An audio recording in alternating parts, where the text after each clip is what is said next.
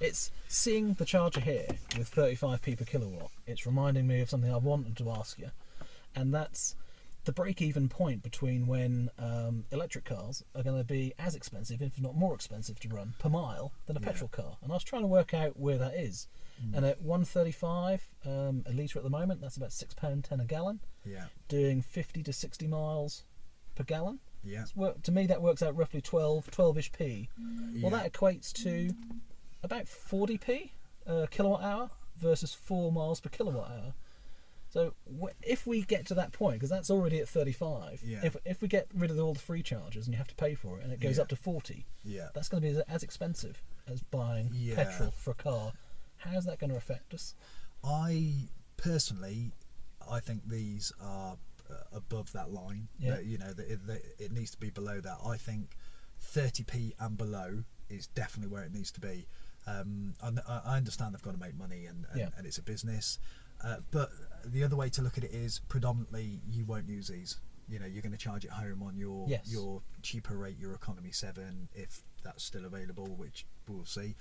But I think that charging network there, which is Instavolt we're talking about, does work out at about the same price as petrol, depending on what you're driving. It wouldn't take a lot more for it to be, No, especially if you've got a car with a lower efficiency. This is quite an efficient car, but if you've got a Tesla Model S, for example, that would probably push it 3 miles a kilowatt. It would definitely. So if I lead that into like a second question, because it's making me think, not from our perspective as owners of EVs, but the businesses putting these charge points in, how are they going to make money? And let me give you an example. So you've got a average petrol station. It'll have 2 cars in one side of a lane, 2 cars in another, so it's 4 pumps. 2 times that, they'll have 8 pumps. About 5 minutes to fill up. Say that. So multiply that 5 into an hour. It goes 12 5 minutes into an hour, isn't it? 12. 6-10 minutes. So 8 stalls. 8 stalls, So we've got 5 minutes. And you can do 8 in an hour. Let's say a 10-hour window. So that's 80. 80 times the 8. So you can charge a lot more. You can refill a petrol a lot more. 50 quid a go. So they're going to make money from that, and they're going to sell produce in there. The people that are charging us electricity don't own the site, so they're not going to sell you anything and make any side money. And you're going to sit here on average 30 minutes, 40 minutes on average. Some with the big batteries like this might have to sit there an hour or more. Others won't. So how are they going to make money? Because at 40 minutes a go over a 10-hour window of when people might use it, and only 2 stalls.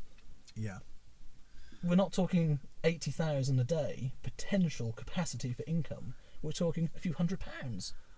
So how are they going to make the money? So looking at that, then I understand what you're saying. There's not a massive revenue stream from it. No, there isn't, especially with 2 stalls. But what are they outlaying? There's no outlay. There's no. Well, wages. They're having to pay Bannatyne Jim to actually have the charger on site, probably initially. They're probably paying them the rent for the land, aren't they? I'd imagine. I'm not so sure. I'm not so sure what the script is there, because I think Bannatyne's actually would say, we need some EV chargers. I'm not sure if they work on a vending machine type situation where it goes in for free. No money passes between the 2 companies. What gets bought from it is the companies. So from Bannatyne's point of view, we're doing a really green thing. It's very EV. They can charge their cars while they're in the gym, and the company will make money by buying the electricity in at a cheaper rate and putting it out at a more expensive rate. This is where my interest and my real query comes round to the makeup of where chargers are going to be in the country. That I can understand Bannatyne wanting chargers here to attract people into their gym that have got EVs. I can understand them wanting to do it, so it's an add-on to their business. They're going to make more money through having more people come to their gym, and that makes sense to me. Pubs, restaurants, hotels, it doesn't matter whether they give you the electricity for free, they're going to get custom from it or not lose it from someone else that's got it. But for the actual electricity companies themselves, I don't understand how they're going to make enough money to increase the network and do it, not unless you put a lot more stalls in, so you've got more capacity in a footprint area. I just can't get my head around it. Well, I think what we're going to start to see is a rollout of charging hubs across the country. So we're going to end up with some big petrol station type. We're going to see some big electric charging stations similar to fuel stations. They're going to be your main get around the country type things. And I think these here are genuinely, I don't think are going to do that well. No. And I'll tell you for why. People don't really want a detour. They want to come off the motorway, get a coffee, go for a wee, fill up, and then carry on. Yeah. They don't want to drive 6, 7, 8, 9 miles out of the way. People who come to this gym very, very likely live around here. The reason we'll come here is because it's free. Yeah. And it's free to use. So we'll think, oh, I just can't fill it up because it'll save me using my own electric at home. But these chargers, rapid chargers in these places, I don't think are what people need. Destination charging at hotels, yeah, I can understand that. Overnighting, so that's important. But I think ultimately we're going to end up with big filling station type hubs that you'll just do your debit card for. You're using them on the odd occasion that you're doing 3, 4, 500-mile legs, and the rest of it will be charging at home and destination charging. I think this is not the way forward, actually. I sort of disagree in one respect, and it's I noticed the difference between coming from a fossil car to an electric car. That when you go to fill up a fossil car, you just go to fill up and then you go. Yes. You're not with an electric car. You're going to park. When you fill up, you want to park for a while, so you need something else to do while you're parking. Yeah. So these sort of places work because you're doing something else. So if Sainsbury's and Asda's got it, or wherever or the city centre where you're parking to go shopping, yes, while you're parking you're charging. Now the motorway issue, that's completely separate, I guess, because that's getting around the actual country, isn't it? Yes. Do you think they need to be rapid chargers though, or do you think if you're going to spend an hour and a half in here, do you think it would be okay to be a 22 kilowatt and you could have 6 of them? I'd like to see both personally. I think I get to the point where you've got a 7 kilowatt charger, and what's the point of having it? Because you're not going to gain sufficient charge in the time that you're doing your other thing. If you pop into a Lidl or a Sainsbury's for half an hour, I mean, you're going to gain 10 miles if you're lucky. Yeah, that's really an overnight thing, isn't it? So it's nice for them to put it in. It's very kind, but it's not providing any value. So I think they do have to be rapid chargers. Okay. Well, we disagree, do we? Yeah, well, I can't work it out in my head, and this is what I'm trying to think where the future is. And I can understand the councils and the government could put these hubs in because it makes sense, and I understand Tesla doing it because their brand and their cars aren't going to happen unless they've got the infrastructure. But I can't understand which company is going to make sufficient money by putting those hubs in, because that volume of throughput and how long they stay, and the cost of electricity doesn't add up. Because people are only going to use it, as you said, if they have to, because they're going to go home for cheaper. Yes, that's why. So you're actually going to avoid them. Yeah, that's why this as a business model. Unless these are on a really well used road, which this isn't. It's at a gym. Then I can't see them getting the usage that they're going to need to get the revenue to make it as a profitable business. That's why I looked at the garage scenario. I tried to work out, I probably did the maths wrong, but I was working out 50 to 80 grand a day capacity to sell. Yeah. That's what they could do. Yes. So as a business that makes sense. Yes. But electric being offered to you, I can't see how you can get sufficient money and capacity to sell for them to want to do it. Yeah, the thing is with fuel stations is they make very, very little on the fuel. Yeah. I think they're making less than a penny a litre. Yeah, so it's when you go in for a coffee and stuff like that. But then they've got the outlay of wages, they've got to run the premises. There's no outlay here. They can leave that there, it can sit there for 2 weeks, and 6, 7, 8, 9, 10 people can fill up at 35p a kilowatt hour, and it'll make 200 quid, for example. But it's made £200, and they've not had to pay anybody for it. No. Probably just the maintenance and the engineering coming out to fix them. If they're going wrong. I've not seen an Instavolt go faulty, but I'm sure they will. I'm sure they will. Petrol pumps do. I'm not trying to ask because I want to disagree. I really can't figure it out in my head how it's going to work in the future, and I thought it'd be interesting to hear your take because you're much more experienced about it than I am. I'll give an example then. So we've got a 75 kilowatt hour battery in our Tesla. Okay, so that will take us realistically 240 miles if I'm nice to it. So that's a long way.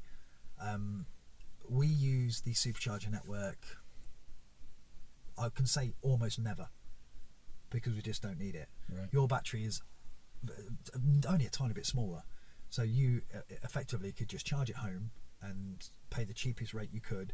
There's no need for you to go anywhere else except for when you want to do a journey to, where would you go, for example? Well, the big journeys, the next one I want to do is Brighton. So how far is that from here? 190. So easily you'll get straight there, no problem at all, and you could even get probably 2/3 of the way back if you wanted to. For comfort, I need probably a 100-mile squirt. Okay. So before I turn around and come back. So you'll get there, no problem at all. You'll plug it. How long are you there for? A couple of days. So you're there for a couple of days. So you're going to charge while you're there. You're going to leave with a full charge. So you're going to use it once. You're going to use some kind of charging network once. and that's it.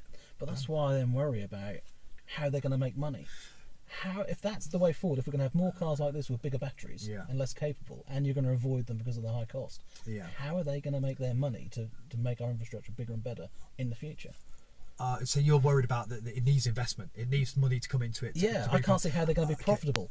Yes. It makes sense to me when it's another business gaining value from having it on there. Yes. But when they're doing it just for the electricity side, where's their add-on to make money? So I visited the hub in Dundee. Have you seen it, the new one? I've seen it on Twitter. Yeah. Okay. So we went there and we had a look around, and in the corner they plumbed in some services and things like that. There's nothing there, but they left that there for coffee and stuff like that. So I think their side market is going to be somehow some little cafe thing or somewhere that sells coffee, which will make probably more money than the chargers do based on the price of coffee and how much it costs. But that's my gut feeling. If instead of investing in the infrastructure, we invested in Costas and Starbucks and Sainsbury's and Asda's and all the destinations having them, you've automatically got the thing there to do while you're parking, which is what we have to do with the EV to charge, but it takes longer. Yeah, I can understand. Would that be a better model of...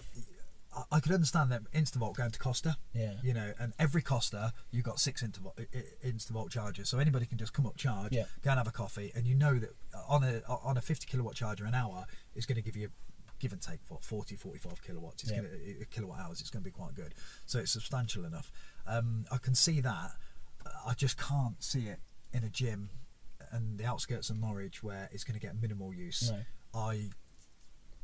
That doesn't work for me, but I might be wrong. If I was a venture capitalist and I wanted to invest in a company that was providing electricity charge points across the country in these big hubs, how would I see that as to how much money I'm going to make from it? It's the profit levels. I can't see the volume because I'm worried that EVs are going to get so good, you're actually not going to have to charge very much. It's that big swing from the expectation of Gen 1 Leafs going up and down the motorway, having to charge all the time, to this where you're going to charge once if you have to. I completely understand, and so it frightens me that who's going to invest, and will it be profitable enough, or will they be startups and then they disappear? I think that maybe it won't be startups; it'll be councils doing it. Yeah, if you look at Dundee, everything that's happening in Dundee and around there is because of the Scottish government. So they're investing heavily in it, and they're making good progress. And ultimately, that's going to reflect on what happens in England as well. But we've got this sort of conflict then, haven't we? We've got this sort of private investment doing it because it suits them and they're making money from it. But then you've got also the governmental side, the council side, doing it for other reasons. I was talking to a chap the other day, and he was trying to sell electric cars across to taxis in Norwich. And he wasn't really into it. And then when the guy said, "Well, if we install a charging network for you, you can actually make profit on all the fuel that the taxi drivers, because they're leasing the cars from the company to the individual drivers. You can charge what you like, and you can make profit on all their fuel as well." And his eyes lit up. Okay, job done. Thinking that he'll have a little outlay in putting the charger infrastructure in for what he wants, but then he's got an extra revenue stream of all the mileage. And I can see this conflict of the two angles of the private individuals doing it because it's suiting them, and that's profitable for them, so they'll do it. But then you've got these large hubs, and I can't quite see the profit without the shopping centre or the Costas and stuff. It's all. Am I talking squit, or no? Am I thinking interestingly, or no? You are. I tell you, I wouldn't say I'm right or wrong or anything, but this stuff's spinning around in my head. Well, I'll tell you the way you look at it. The way I look at it is, you'll go somewhere and the charging infrastructure is fantastic. Milton Keynes, they've got chargers everywhere. Everybody can charge there. You go somewhere like Norfolk, for example, or Northern Wales, the southern tip of Wales. There's nothing. There's no chargers. So it's all very hit and miss. There's no hard and fast rule. Whereas you know that in an internal combustion car, you can probably drive 4 or 5 miles and you'll find a petrol station and you can fill up there. Anybody with any car can fill up there. LPG probably not, but the petrol or diesel car you can fill up, and it's going to be roughly the same price across the country. 10p in it. So you don't even think about it. You don't care whether your car's empty when you leave, because you know you're just going to fill up. Exactly that. So for an electric car, it's a little bit different, and I can understand that from a consumer. You could look at it and go, well, it's all a bit hit and miss, and I'm not sure. I haven't got any confidence in it. I go to Scotland and it's fantastic. There's chargers everywhere. Everywhere. In the middle of nowhere. You'll drive through a village, the Pitlochry in Scotland. They've got 2 rapid chargers there. You'll drive up the side of the Cairngorms to Aviemore, and Aviemore's got a charger. You're Really? driving, yeah, Fantastic. It's brilliant. But in England, you haven't got that. But that needs to come, and it needs to be constructive in the way like what you're saying. There needs to be sort of So I wonder whether with the money that the councils and the government are thinking about putting in for the one thing, whether they'd be better off helping business put the infrastructure in. Yeah. Because it's you win twice. Yes, definitely.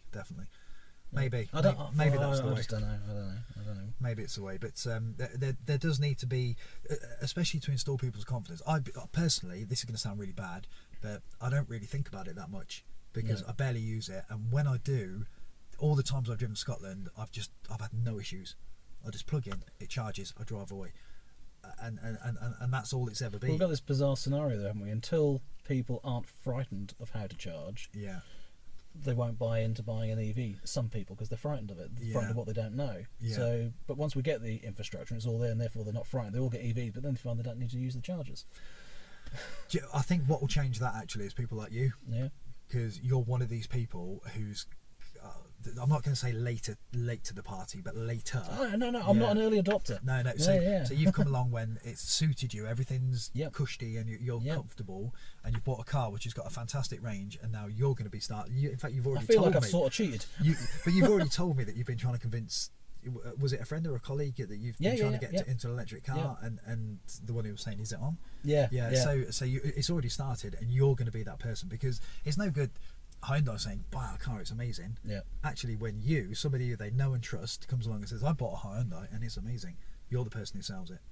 I'm trying to think ahead of not where we are now and we're going to be in like 6 months, but even further ahead. That if you contemplate how many times you're going out and you're normally visiting a friend or family member, well, when everyone's got EVs, they're all going to have chargers the other end on the driveway. They are. So you're not even going to have to go and look for a destination. When I go to Brighton, I'll just charge up at my mate's house.